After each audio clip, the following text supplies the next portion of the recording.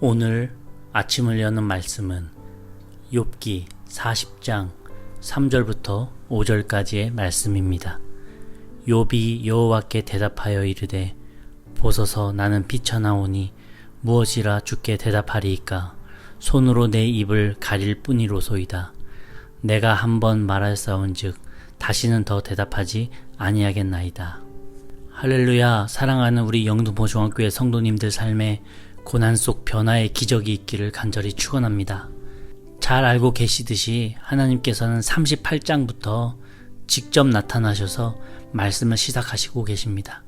마치 지난 시간 꾹꾹 참으셨다는 듯이 욥에게 무지막지한 질문을 쏟아내고 계십니다. 또 그 질문의 내용을 들어보면 욥이 어찌 대답할 수 없는 영역의 질문들이 대부분입니다. 이런 질문을 받고 있는 욥의 마음속 한켠에는 의문이 하나 있죠. 본인이 지금까지 그렇게나 요청했었던 그 질문, 내 삶에 이런 어마어마한 고난이 도대체 왜 온 것인지 도무지 모르겠으니 하나님께서 답변해 달라고 하는 요청이었습니다. 진짜 내 자신의 죄 때문에 이런 고통이 온 것인지 아니면 하나님의 훈련 때문에 이런 고통이 온 것인지 욥은 하나님께 대답해 달라고 요청하고 있습니다. 그런데 사실 욥은 이 둘 중에 어떤 이유 때문이라도 그 고통을 납득하기 어려운 상황입니다. 새 친구들의 주장처럼 진짜 욥의 죄 때문에 이런 고난이 온 거라면 욥은 끝까지 결백하겠다는 거예요. 나는 진짜로 이러한 고통을 당할 만한 죄가 없습니다. 하나님, 울며 불며 외치고 있는 것입니다. 또 다른 이유, 엘리후의 주장처럼 하나님의 훈련 때문이라면 욥은 더더욱더 이 고통을 인정할 수 없다는 거죠. 왜요? 무슨 훈련이 자식들도 다 죽이고 아내는 욕하고 나를 떠나버리고 건강까지도 하나님께서 다 뺏어가면서 산 송장으로 만들어 놓고선 이게 하나님의 훈련이라고 하는 거 욥은 납득할 수 없다고 하는 것입니다. 이거 두 개 다 욥은 납득할 수 없으니 제발 하나님께서 나타나셔서 답변 좀 해달라고 욥이 계속해서 요청을 했죠. 그런 가운데 드디어 하나님께서 폭풍 중에 나타나셔서 하시는 말씀은 질문투성이셨고 그 내용도 동문서답 하시는 것 같습니다. 하나님께서는 욥의 고통에 1도 관심이 없으신 것 같고 자신의 그 위대함만을 자축하시면서 욥은 그저 한낱 미천한 존재라고 말씀하시는 것 같아 성경을 읽고 있는 우리 역시도 욥의 입장에 동화돼서 좀 황당하기도 하고 하나님의 이런 반응에 더 이상 할 말이 없어지는 게 사실입니다. 욥도 그렇게 느꼈어요. 그래서 4절에 보니까 욥이 이렇게 말합니다. 보소서 나는 비쳐나오니 무엇이라 주께 대답하리이까. 손으로 내 입을 가릴 뿐이로소이다. 질문에 더 이상 대답할 수도 없고 하나님께서 도대체 무슨 말씀하신지도 잘 모르겠다고 하는 것입니다. 이어서 하나님께서 말씀하시죠. 8절에 보니까 이렇게 기록됩니다. 내가 내 공의를 부인하려느냐, 내 의를 세우려고 나를 악하다 하겠느냐. 욥이 하나님께 대들고 삿대질하며 이거 불공정하다고 화내면서 하나님을 부정했던 것을 하나님께서는 자신을 악하다고 말했다고 그렇게 평가를 하시는 거예요. 욥의 그런 말과 행동이 하나님께서 보시기에는 악하게 보신다는 겁니다. 그리고 10절부터 14절까지 하나님께서는 이렇게 말씀하시죠.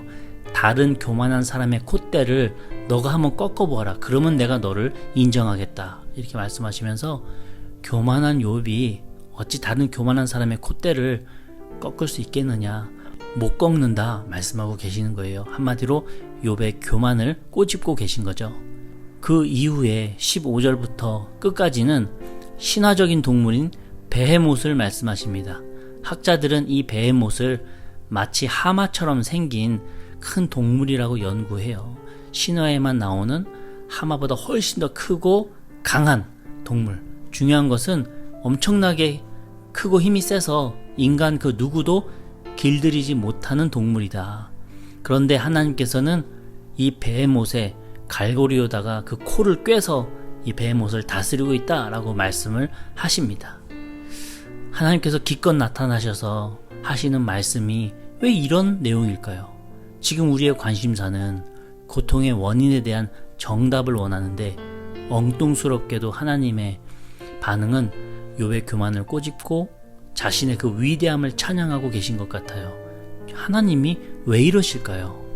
저는 며칠간 이 새벽 기도를 생각하면서 욥기의 이 마지막 부분을 고민하고 묵상하는 가운데 왜 하나님께서 이런 어려운 좀 엉뚱스러운 말씀을 하실까 기도할 때 하나님께서 주시는 깨달음이 있었습니다.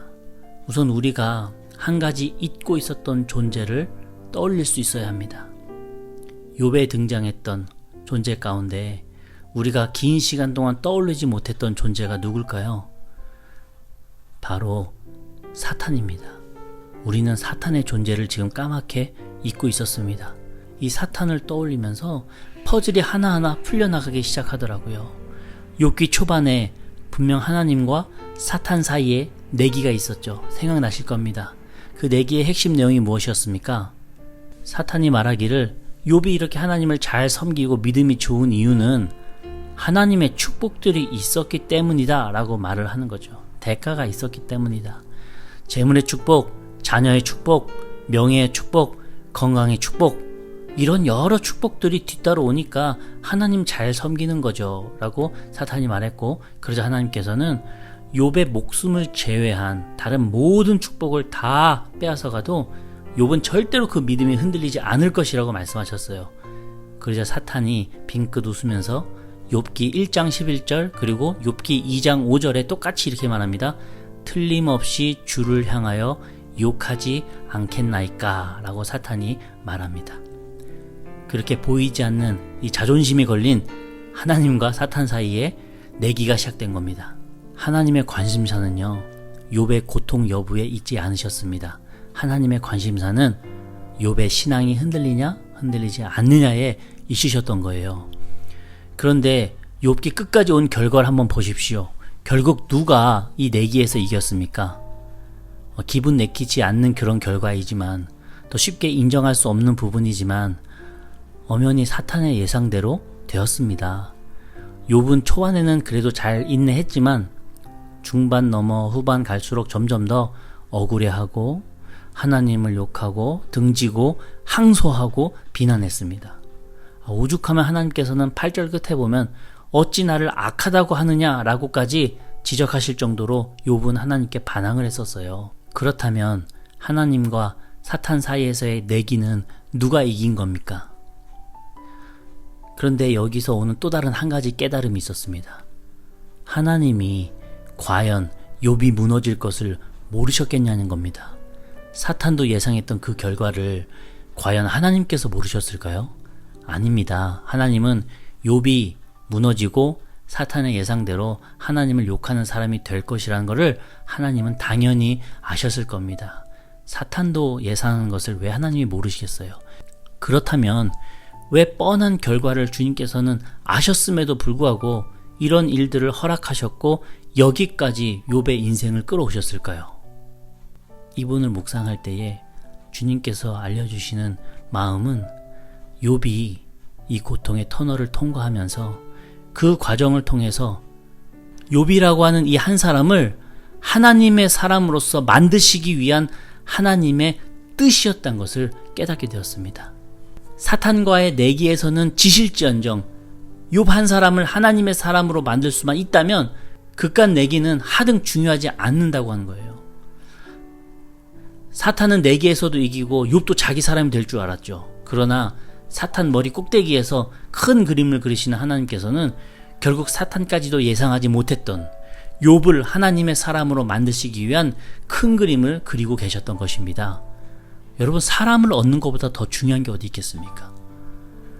욥 한 명을 얻기 위해서 하나님께서는 이 모든 과정을 인도하셨고, 이 우여곡절 많은 시간 속에서 결국 욥은 사탄의 길로 가지 않고 하나님께서 원하시는 주님께서 쓰시기에 적합한 변화된 사람으로 성장하게 됩니다. 하나님께서는 이걸 보셨고 이런 그림을 그려 오셨던 것입니다. 마지막 42장에서 살펴보겠지만 욥은 하나님의 사람이 됩니다. 흔히 신앙인들이 축복이라고 여겼었던 재물, 자식, 관계, 건강, 물론 당연히 좋은 귀한 축복인데 욥은 이 조건들을 한 단계 더 뛰어넘는 정말 하나님 한 분만으로도 삶이 든든하고 다 잃어버려도 오히려 하나님만 계시다면 마음의 동요가 없는 그러한 사람으로 성장하게 됩니다. 욥이 만약에 하나님의 이 고난 프로젝트를 치르지 않았다면 새 친구들과 다를 바 없는 인간들 사이에서 현명한 사람이라고 불리는 그 수준에서 끝이 났겠지만, 욥은 이 고난의 시간을 통해서 새 친구들과는 비교할 수도 없는 더 높은 하나님의 뜻을 깨닫고 전할 줄 아는 새로운 신앙적 가치관의 사람으로 변화될 수 있었던 것입니다. 저는 지금까지 이 욥기의 핵심 주제가 고통의 원인이 무엇인가 라고 생각을 했었습니다. 근데 이 새벽에 말씀을 준비하는 이 모든 과정을 통해서 하나님께서 주시는 깨달음은 이 욥기의 주제는 욥을 향한 하나님의 계획과 사랑이었다는 것을 깨닫게 됩니다. 폭풍 중에 자신을 드러내신 그 하나님만 봐도 얼마나 욥을 사랑하시는지 우리는 알 수 있습니다. 폭풍 없이 하나님께서 직접 자신을 나타내셨으면 하나님의 얼굴을 직접 보는 자는 다 죽기 때문에 하나님께서는 욥을 배려하셔서 친히 스스로 폭풍을 몰고 오셔서 자신의 얼굴을 가리고 욥을 훈계하셨습니다. 욥은 이런 디테일한 하나님의 세심한 배려까지는 모르겠지만 하나님께서는 이렇게까지 욥을 배려하셨고 욥을 향한 사랑을 표현하셨다고 하는 것이죠. 하나님은 우리가 고난받을 때 우리는 몰라요.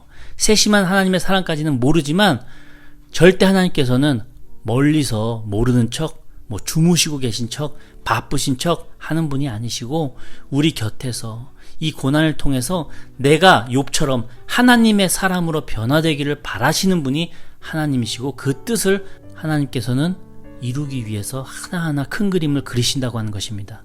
이제는 우리 삶에 고난이 왔을 때 그 원인을, 그 이유를 찾는 것이 얼마나 어리석고 의미 없는 일인지 우리가 알게 됩니다. 오히려 고난이 왔을 때 이 과정이 하나님의 큰 그림 안에서 이루어지는 하나님의 자녀 만들기 프로젝트라는 것을 우리는 기억을 하면서 하나님께 매달려 울고 또 부르짖고 또 때로는 삿도질도 하고 때로는 때도 쓰면서 하나님께 끝까지 매달리며 하나님을 찾아봅시다. 결국 그 시간을 통해서 내가 어느새 나도 모르게 하나님께서 쓰시기에 적합한 부드럽고 또 뜨거운 그릇으로 잘 빚어져가 있는 것입니다. 사랑하는 우리 영등포 중학교 성도님들의 삶에 여러 어려움들이 있으실진데 그때 하나님께서 가만히 계신 것이 아니라 이 모든 과정이 하나님의 사람 만드시기 위한 하나님의 큰 그림이라는 것을 믿고 하나님 꽉 붙드시는 주님의 자녀들 되실 때 하나님의 변화와 회복의 역사가 있게 될 줄로 믿습니다. 이 과정을 통해서 이 힘든 고난의 터널을 통해서 우리가 믿음이 한 단계 더 그리고 내 신앙적 가치관이 변하게 되는 귀한 역사를 경험하는 하나님의 아들, 딸들 되시기를 간절히 축원합니다. 다음 주 월요일에 우리가 욥기 42장을 마지막으로 함께 살펴보고 욥을 마무리하도록 하겠습니다. 오늘 하루도 힘내시고 주 안에서 승리하시기를 바랍니다. 아멘.